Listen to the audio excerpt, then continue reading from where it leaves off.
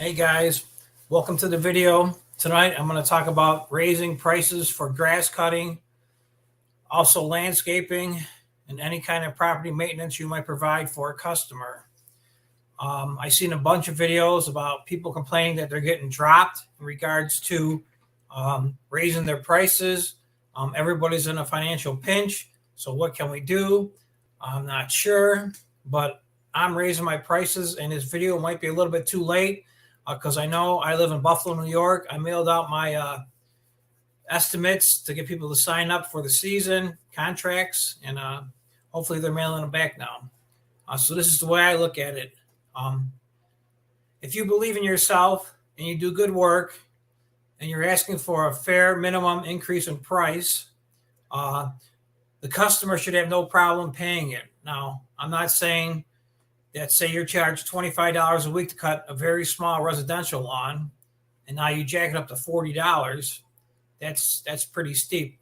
I can't see justifying that, but if you took that $25 customer and raised them $3 to possibly $5, there's a good chance that they would understand and they would stick with you. But there's also going to be people who will not stick with you. So what I'm talking about does not reply or apply to any type of commercial work, because I don't do any commercial work anymore. I'm older. Commercial work, bid work, I don't like doing. There's usually no loyalty to the person doing the service, which would be me. And I've lost a couple of accounts before in the past for as little as $100 to $200. And if the person in charge of the bid would have called me and said, hey, I liked you for the last 2 years, but Joe Schmo came in and underbid you $200, would you consider? And chances are, if it was a good contract, I would say, yes, I will drop the $200 to match them and keep the contract. But unfortunately, there's not much loyalty in the commercial game because everything falls down to the bottom line. So let's say, for instance, you have a customer base, and we're just going to throw some dumb numbers out there.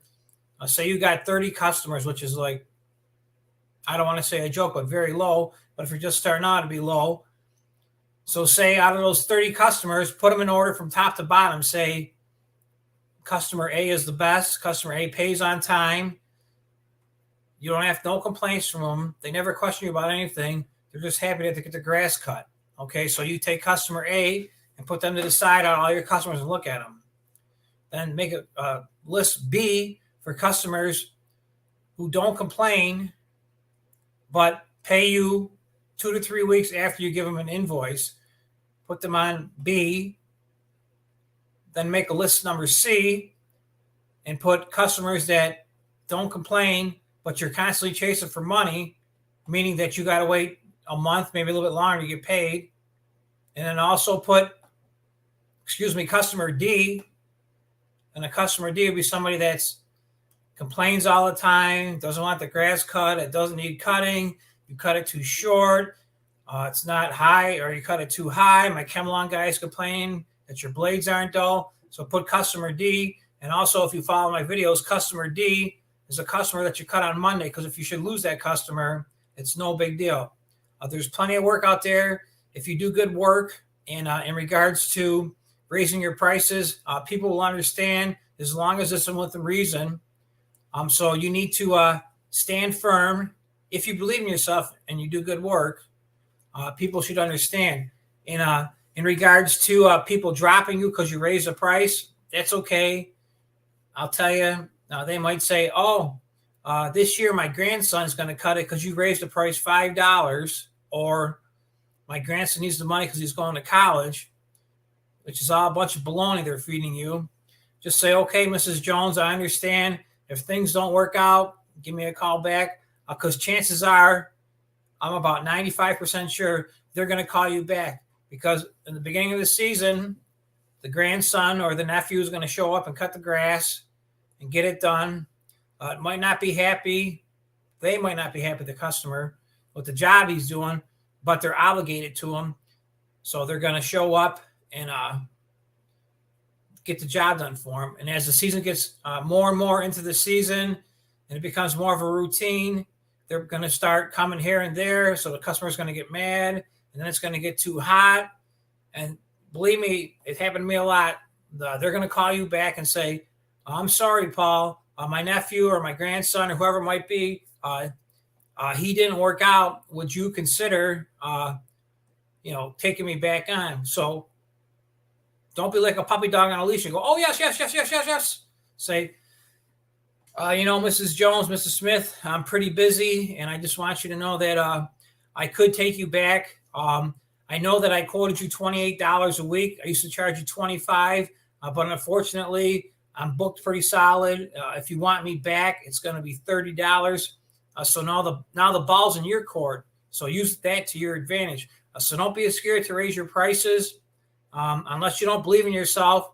Like I said, do the A, B, C, and D. And any of the A customers that you might think that are your best customers, and you don't have to, they might pay twice a year, $900, $450 in the beginning, and $450 in the middle of the season, and they don't complain. Well, maybe not raise their price, but start going after B, raise them maybe $2 or $3.